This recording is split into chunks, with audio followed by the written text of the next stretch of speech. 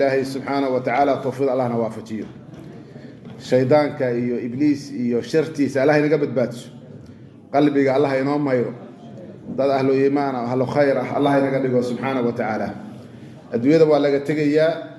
noloshu waa iska kooban tahay maalmaha la joogana waa imtixaan nafta iyo shaydaanka hal la iska ilaaliyo labadu waa xumin bay ku kaxaynayaan inaad maarto waxa laga baahan yahay nin raga noqotid laysa ash-shadidu bis-sur'ah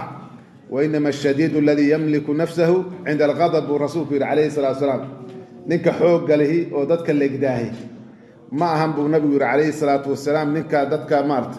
taqool sagaare ku qabta babsiya ma laakiin ninka runtaahay oo xoog galahi waa ninka naftiisa ka adkaan kara iyo haday carooto haday xanaaqdo haday shaydaan soo galo ninka isqaban kara weeyaan